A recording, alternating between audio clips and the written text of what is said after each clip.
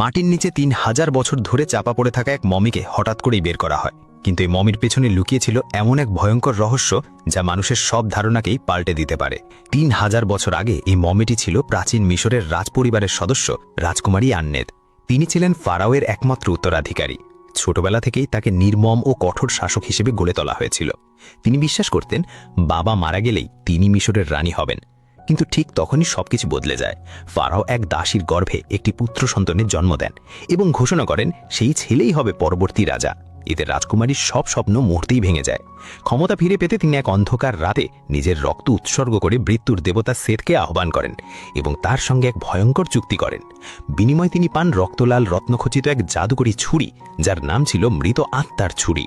ছুরিটি হাতে নেওয়ার সঙ্গে সঙ্গেই রহস্যময় শক্তি তার শরীরে ছড়িয়ে পড়ে। তিনি অমর হয়ে যান এবং মৃত্যু ও মহামারী নিয়ন্ত্রণ করার ক্ষমতা অর্জন করেন। লঞ্চ হয়ে গেল বেট অন গেম ভার্সন 3। নতুন লুক, নতুন এক্সপিরিয়েন্স। পিন কমেন্ট থেকে আমার প্রোমো কোড সিনেইএক্স ব্যবহার করে আজই রেজিস্ট্রেশন করুন। এরপর তিনি রাজপ্রাসাদে ঢুকে নিজের বাবাকে হত্যা করেন, এমনকি সদ্য জন্ম নেওয়া ছোট ভাইকেও বাঁচতে দেননি। চুক্তি অনুযায়ী তাকে একজন পূর্ণবয়স্ক পুরুষকে বলি দিয়ে মৃত্যুর দেবতাকে পৃথিবীতে নিয়ে আসতে হতো। কিন্তু ঠিক সেই সময় ফারাওয়ের প্রহরীরা এসে বিশেষ বিষ মাখা তীর ছুঁড়ে তার সব শক্তি নিষ্ক্রিয় করে দেয় এবং তাকে আটক করে। তার অমর শরীরের কারণে তাকে হত্যা করা সম্ভব ছিল না, তাই তাকে জীবন্ত অবস্থায় মমি বানিয়ে মৃত্যুর কফিনে বন্দী করা হয় এবং মিশর থেকে বহু দূরে মাটির গভীরে চিরদিনের জন্য চাপা দিয়ে রাখা হয়। আর সেই ছুরির লাল রত্নটি পরে খ্রিস্টাব্দ ১২৭ সালে ইংল্যান্ডে পৌঁছে যায়, যেখানে এক ক্রুসেডার নেতা সেটিকে নিজের সমাধিতে লুকিয়ে রাখে।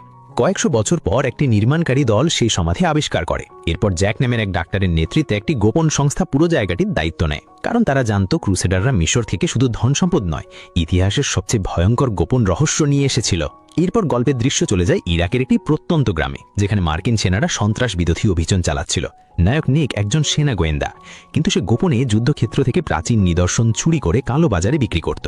এইবার সে প্রত্নতত্ত্ববিদ জেনির কাছ থেকে একটি প্রাচীন সমাধির মানচিত্র চুরি করে। সেই সমাধিটি ছিল বিদ্রোহীদের নিয়ন্ত্রিত এলাকায়। এরপর নিক ও তার সঙ্গী উইল সমাধিটি খুঁজতে বের হলেও তারা এর সঠিক অবস্থান খুঁজে পায়নি। শত্রুদের সঙ্গে তাদের তুমুল গোলাগুলি শুরু হয়। শেষ পর্যন্ত চারদিক থেকে ঘিরে বেলায় নিক ও তার সঙ্গে উইল একেবারে ভেসে যায়। বাঁচার আর কোনো উপায় না দেখে তারা সঙ্গে সঙ্গে কমান্ড সেন্টারে যোগাযোগ করে জরুরি সহায়তা চায়।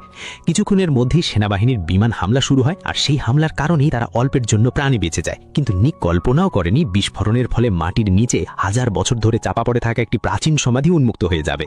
সমাধি প্রবেশ মুখে দাঁড়িয়েছিল বিশাল এক প্রাচীন মিশরীয় পাথরের মূর্তি। ঘটনাটি দেখে তারা দ্রুত ঊর্ধ্বতন কর্মকর্তাদের খবর দেয়। কর্নেল সঙ্গে সঙ্গে পুরো এলাকা ঘিরে ফেলার নির্দেশ দেন। এদিকে প্রত্নতত্ত্ববিদ জিনিও ঘটনাস্থলে পৌঁছে যান।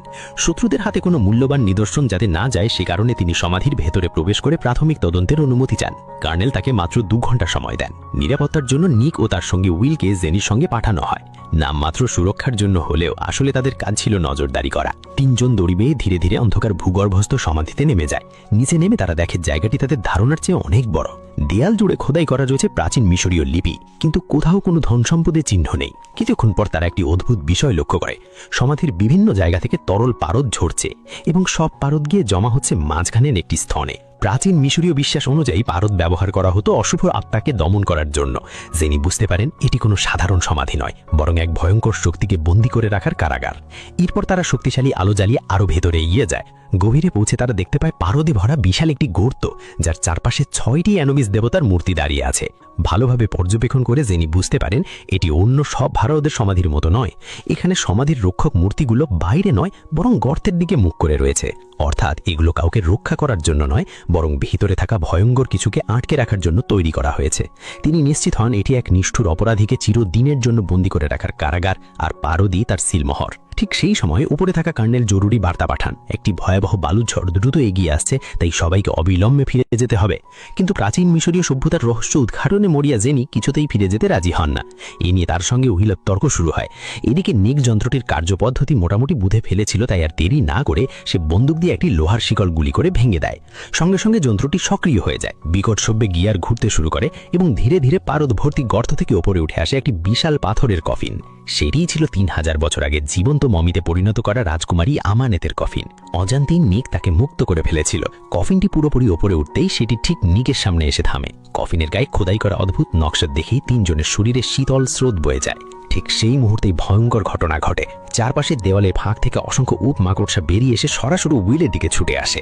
ভয়ে সে মেশিন গান দিয়ে গুলি চালাতে থাকে, কিন্তু গুলিতে কোনো কাজ হয় না। নিক চিৎকার করে বলে এগুলো তেমন বিষাক্ত নয়। তবুও উইল একটি মাকড়সার কামড় খেয়ে আতঙ্কে দ্রুত সেখান থেকে বেরিয়ে যেতে চায়। ঠিক যখন তারা পালিয়ে যাবার প্রস্তুতি নিচ্ছিল, তখন নিক হঠাৎ কফিনের ওপর খোদাই করা দুটি চোখের দিকে তাকায়। বিশাল মরুভূমির মাঝে ধীরে ধীরে তার দিকে এগিয়ে আসতে থাকে এক রহস্যময় নারী। কাছে আসতেই দেখা যায় সে আর কেউ নয়, 3000 বছর আগে বন্দী হওয়া রাজকুমারী আমানেত। ঠিক সেই সময় জেনি নিককে ঝাঁকিয়ে তুলতেই সে হঠাৎ স্বাভাবিক হয়ে যায়, কিন্তু কিছুতেই বুঝতে পারে না একটু আগে দেখা সেই ভয়ঙ্কর দৃশ্যটা আসলে কি ছিল। সে ভেবে বসে হয়তো অতিরিক্ত ক্লান্তির কারণেই এমন বিভ্রম হয়েছে, কিন্তু তখনও কেউ বুঝতে পারেনি প্রকৃত বিপদ তাদের একেবারে সামনে এসে দাঁড়িয়েছে। জেনি সেনাবাহিনীর কাছে একটি সামরিক হেলিকপ্টার চান, যাতে 3000 বছরের পুরনো মমিটিকে গবেষণার জন্য নিয়ে যাওয়া যায়। কিন্তু যেই মুহূর্তে পাথরের কফিনটি তার সিলমোহর ভাঙা স্থান থেকে সরানো হলো, আশপাশের শান্ত কাকগুলো হঠাৎ অস্বাভাবিকভাবে চিৎকার করতে শুরু করলো। তারপর যেন কোনো অদৃশ্য শক্তির টানে সব কাক পরিবহনকারী হেলিকপ্টারের চারপাশে ঘুরতে লাগলো। কিছুক্ষণ পর পরিষ্কার আকাশে আচমকাই শুরু হলো এক ভয়াবহ বালুঝড়, যেন আসন্ন বিপদের পূর্বাভাস। সবাই দ্রুত কফিনটি পরিবহন বিমানে তুলে এলাকা ছাড়তে ব্যস্ত হয়ে পড়ে। ঠিক তখনই বালুঝড় এসে পুরো এলাকাকে গ্রাস করে ফেলে। কোনোভাবে বিমানটি উড্ডয়ন করতে পারলেও আসল দুর্ভাগ্য তখনই শুরু হয়। কফিনটি সমাধি দেখি বের করার পর থেকেই পুরো দল যেন এক অভিশাপের কবলে পড়ে।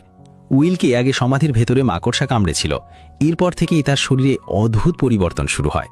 তার চোখ উল্টে যায় এবং সে অচেতন হয়ে পড়ে। কিন্তু নিক তখন জেনির কাছ থেকে কফিনের গায়ে লেখা প্রাচীন লিপির অর্থ শুনতে ব্যস্ত ছিল। জেনি জানায় কফিনের ভেতরে বন্দী ছিল রাজকুমারী আমানেত। ঠিক তখনই নিক আবার কফিনের খোদাই করা চোখের দিকে তাকিয়ে এক অদ্ভুত বিভ্রমে ডুবে যায় এবং কানে রহস্যময় একটি কণ্ঠস্বর ভেসে আসে। হঠাৎই একটি শব্দে তার জ্ঞান ফিরে আসে। ঘুরে দেখে উইল কফিনের পাশে দাঁড়িয়ে ছুরি দিয়ে কফিন বাঁধা দড়ি কেটে ফেলছে। কর্নেল তাকে থামাতে এগিয়ে গেলে উইল কোনো কথা না বলেই তাকে ছুরি মেরে বসে। নিক তাকে শান্ত করার চেষ্টা করলে উইল আবারও ছুরি চালিয়ে কর্নেলকে হত্যা করে। এরপর সে নিকের দিকেও এগিয়ে আসে। সৈন্যরা তাকে লক্ষ্য করে বন্দুক তাক করলেও বিমানের ভেতরে গুলি চালানোর সাহস কারও ছিল না, কারণ চাপযুক্ত কেবিনে গুলি চললে সবাই মারা যেতে পারে। বাধ্য হয়ে নিক নিজেই বন্দুক তুলে নেয়, কিন্তু উইল যেন আর মানুষ নেই। সে একের পর এক হামলা চালাতে থাকে, এমনকি জেনিকেও হত্যা করার চেষ্টা করে। শেষ পর্যন্ত জেনিকে বাঁচাতে নিক গুলি চালায়, কিন্তু গুলি লাগার পরও উইল থামে না। দ্বিতীয়বার গুলি করার পরও সে এগিয়ে আসতেই থাকে। ঠিক তখনই পুরো বিমানটি প্রচণ্ডভাবে কেঁপে ওঠে। নিক জানালা দিয়ে বাইরে তাকিয়ে দেখে বিমান থেকে কালো ধোঁয়া বেরোচ্ছে। তারা দ্রুত ককপিটে ছুটে যায়, কিন্তু অভিজ্ঞ পাইলটও বুঝতে পারছিলেন না কিভাবে বিমানটি পথ হারিয়ে ইংল্যান্ডের আকাশে চলে এসেছে। হঠাৎ অসংখ্য কাক আত্মঘাতী হামলার মতো ককপিটের কাঁচে আঘাত করতে শুরু করে। সবকিছুর মূল কারণ ছিল বিমানে থাকা সেই 1000 বছরের পুরনো অভিশপ্ত পাথরের কফিন। কাকের অবিরাম আঘাতে বিমানটি ভেঙে পড়তে শুরু করে। মুহূর্তের মধ্যেই প্রবল বাতাসে বিমানের ভেতরে থাকা সবাই বাইরে ছিটকে যেতে থাকে। ঠিক সেই সংকটময় মুহূর্তে নিক নিজের প্রাণের কথা না ভেবে একমাত্র প্যারাশুটটি জেনির গায়ে পরিয়ে দেয় এবং তাকে বিমান থেকে নিরাপদে বের করে দেয়, আর নিজে ভেঙে পড়া বিমানের সঙ্গেই নিচে পতিত হয়। প্রাণী বেঁচে যাওয়া জেনি তখনও ধাক্কা সামলাতে পারেনি। এরই মধ্যে কর্মকর্তারা তাকে মর্গে নিয়ে যান, যেখানে তাকে বিমান দুর্ঘটনায় নিহতদের মরদেহ শনাক্ত করতে বলা হয়। আর বন্ধুরা, ভিডিওটা আপনাদের কেমন লেগেছে অবশ্যই কমেন্ট করে জানাবেন। আর এরকম আকর্ষণীয় ভিডিও দেখতে আমাদের পেজটা ফলো দিয়ে সাথেই থাকবেন। ধন্যবাদ সবাইকে।